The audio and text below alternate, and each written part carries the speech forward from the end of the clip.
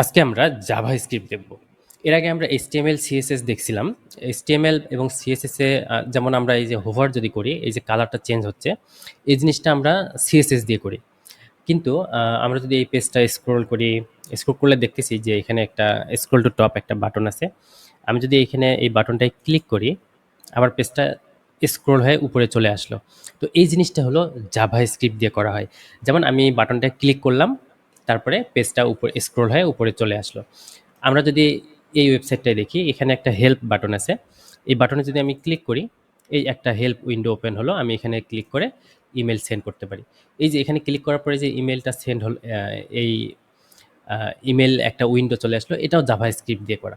আমি যদি এই ক্লোজ উইন্ডোতে ক্লিক করি, তো এই উইন্ডোটা ক্লোজ হয়ে গেল। তো এই জিনিসগুলো হলো জাভাস্ক্রিপ্ট দিয়ে করা, ইউজারের ইন্টারেকশনের উপর বেস করে। তারপর আরেকটা জিনিস যদি আমরা দেখি, যেমন এখানে এটা একটা লিঙ্ক আছে, আমি যদি এই লিঙ্কে ক্লিক করি, তো আমি দেখতেছি যে পেজটা লোড হচ্ছে, পেজটা লোড হলো, আরেকটা পেজ আসলো। কিন্তু আমি যদি এই এখানে ১ নাম্বার কোশ্চেন, ২ নাম্বার কোশ্চেন আসলাম, এখানে কিন্তু কোনো পেজ লোড হলো না। এটা একটা ফাস্টার। দেখা গেল যে এই যে কোনো পেজ লোড হয়নি, পরের এটা চলে আসলো। এই জিনিসগুলো জাভাস্ক্রিপ্ট দিয়ে করা। আমি এইটা সিলেক্ট করে আমি সাবমিট আর নেক্সট করলাম। এটাও জাভাস্ক্রিপ্ট দিয়ে করা। তো যখন পেজ লোড হবে না এবং ইউজার যখন ইন্টারাকশন করবে, এই ইউজারের ইন্টারাকশনের উপর বেস করে যে চেঞ্জগুলো হবে, এটাই মেনলি জাভাস্ক্রিপ্ট দিয়ে করা হয়। আহ, আমরা মূলত দেখব client side JavaScript. Client side JavaScript, client এখানে হলো আমাদের যে এই ব্রাউজারটা ক্লায়েন্ট, আর আমাদের যে এই ডাটাগুলো আছে, এই ডাটাগুলো একটা জায়গায় হোস্ট করা আছে, সেটা হলো সার্ভার। তো আমরা সার্ভারে আমরা কিছু করব না, আমাদের এই ব্রাউজারের মধ্যে যে ইন্টারাকশনগুলো হবে, আমাদের based on our our action. যেমন আমরা মাউস ক্লিক করলাম, পেজ লোড হলো। এক কথায় জাভাস্ক্রিপ্ট কাজ করে বিহেভিয়র নিয়ে। এখন একটা জাভাস্ক্রিপ্ট এরকম কিছু ইভেন্ট আছে, যেমন আমার পেজটা যদি লোড হয় আমি এই কাজটা করব। তখন আমি ব্রাউজারকে বলতে পারি বা আমার কোডে লিখতে পারি যে পেজটা লোড হলে আমি এই কাজটা করব। ইউজার এই জায়গায় এই বাটনে ক্লিক করলে আমি এই কাজটা করব। ইউজার এই নেক্সট বাটনে ক্লিক করলে আমি নেক্সট স্লাইডারটা দেখাবো। এই জিনিসগুলা ইউজারের ইন্টারাকশনের উপর বেস করে যে চেঞ্জগুলো করা হয়, এটাই আমরা করি সাধারণত জাভাস্ক্রিপ্ট দিয়ে।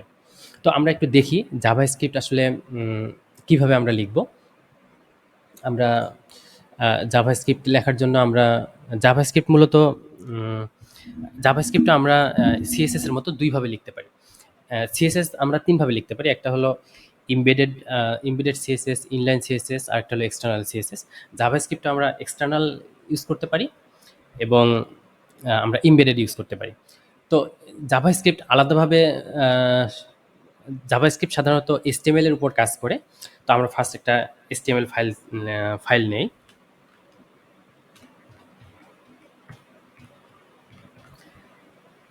আমরা একটা HTML ফাইল নিলাম।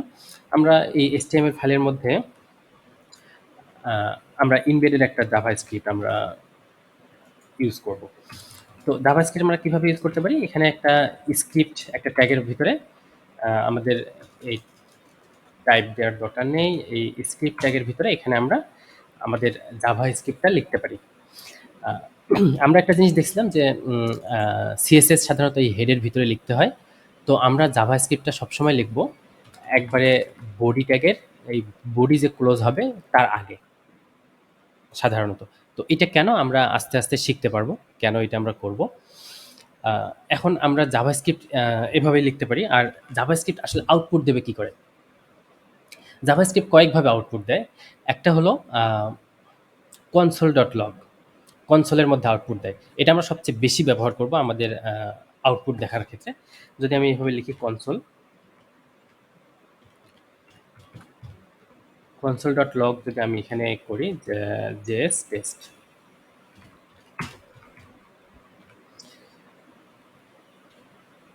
তো আমি এই আউটপুটটা কিভাবে দেখব? আমি এটা একটু রান করি।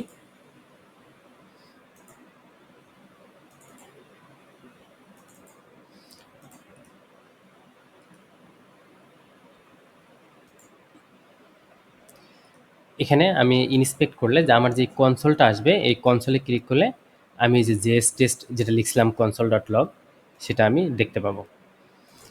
আর আরেকটা জিনিস আছে যে অ্যালার্ট, অ্যালার্টের মাধ্যমে দেখা। আমি যদি একটা অ্যালার্ট দেখি, অ্যালার্টটা এইভাবে লেখা যায় উইন্ডো ডট অ্যালার্ট অথবা শুধু অ্যালার্ট। এই অ্যালার্টটাও জাভাস্ক্রিপ্ট দিয়ে করতে হয়। ওকে, আমি একটা হ্যালো প্রিন্ট করলাম। যখন আমার এই পেজটা লোড হবে, এই পেজটা লোড হলে আমাকে একটা হ্যালো একটা অ্যালার্ট দেবে।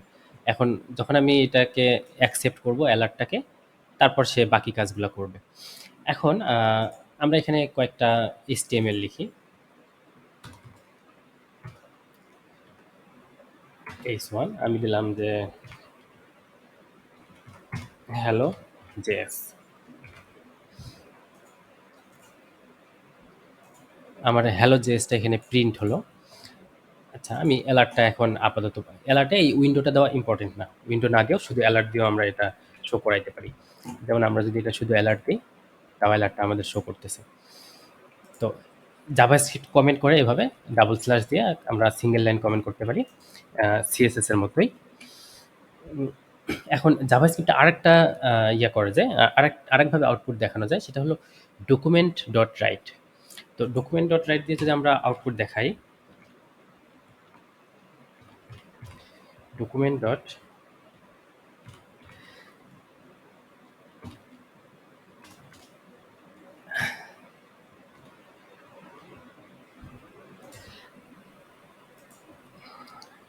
এখানে আমরা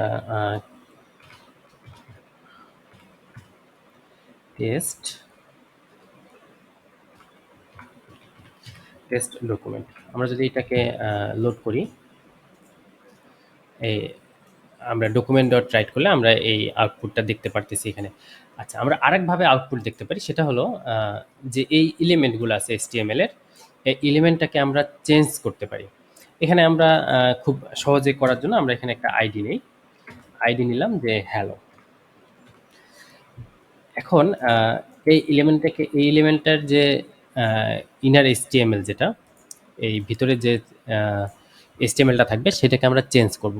সেটাকে চেঞ্জ করার জন্য আমাদের ফার্স্ট CSS-এ যেমন আমরা সিলেক্টর ইউজ করতাম, সিলেক্ট করে তারপর আমরা স্টাইল অ্যাপ্লাই করতাম, এখানেও আমাদের জাভাস্ক্রিপ্টে এই H1-টাকে আমাদের সিলেক্ট করতে হবে। এটা সিলেক্টর এলিমেন্ট দিয়েও সিলেক্ট করা যায়, আমরা এখানে আইডি দিয়ে সিলেক্ট করব সহজে বোঝার জন্য। পরবর্তীতে আমরা সিলেক্টর এবং অন্যান্য জিনিস দিয়ে আমরা এটা দেখব। তো আমরা প্রথমে এই আইডিটাকে আমরা এই এলিমেন্টটাকে আমরা সিলেক্ট করি। এটা আমরা সিলেক্ট করব কিভাবে? এটা সিলেক্ট করতে হয় document dot get elements by ID দিয়ে আমরা আইডিটা সিলেক্ট করব। আমাদের আইডির নাম কি? হ্যালো। এখন আমি চাচ্ছি যে এটার ইনার HTML-টা চেঞ্জ করে দিতে। এই যে HTML-টা আছে হ্যালো জেএস, এটাকে আমরা চেঞ্জ করে দেবো। এটাকে আমরা চেঞ্জ করে দেবো কিভাবে? ইনার HTML, ইনার HTML-কে আমরা চেঞ্জ করে দেবো। কি চেঞ্জ করে দেবো? এখানে আমরা এটাকে লিখবো, হ্যালো জেএসটাকে আমরা লিখবো গুড মর্নিং।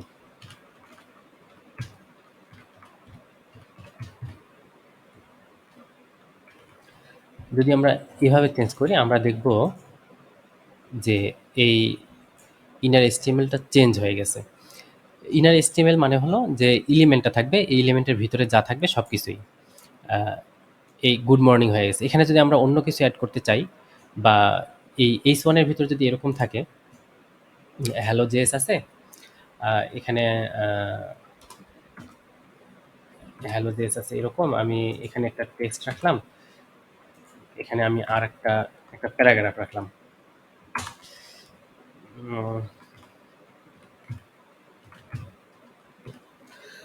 ওকে, যদি এরকম হয়, আমরা আগে একটু এটা অফ করে দিই।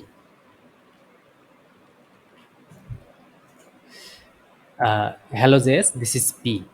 আমি যদি এটা ইন্সপেক্ট করি, তো আমার এই H1-এর ভিতর ইনার HTML মানে এই H1, এই এলিমেন্টটা H1 ট্যাগের ভিতরে যা আছে সবগুলোই হলো ইনার HTML।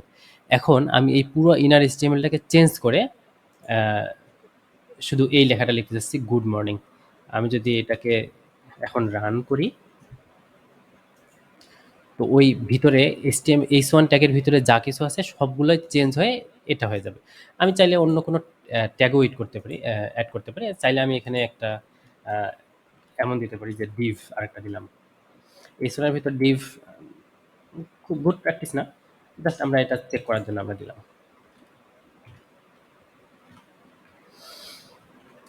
যদি আমরা এমনটা করি, এই এইচ1 এর ভিতর একটা ডিভের ভিতরে এই গুড মর্নিং ইয়েটা চলে আসলো। এই এভাবেই জাভাস্ক্রিপ্ট কাজ করে। আমরা জাভাস্ক্রিপ্টের স্টার্টিংটা দেখলাম। আমরা জাভাস্ক্রিপ্টের অন্যান্য ফিচারগুলা আমরা এখন দেখব পরের লেসনগুলোতে। এখানে অবশ্যই ভিডিও দেখার পাশাপাশি এই কুইজগুলোতে পার্টিসিপেট করতে হবে। কুইজগুলোতে পার্টিসিপেট করলে এই লেসন সম্পর্কে একটা ক্লিয়ার একটা আন্ডারস্ট্যান্ডিং চলে আসবে। এজন্য আমি রেকমেন্ড করব অবশ্যই এই কুইজগুলোতে পার্টিসিপেট করার জন্য। ওকে, ধন্যবাদ সবাইকে।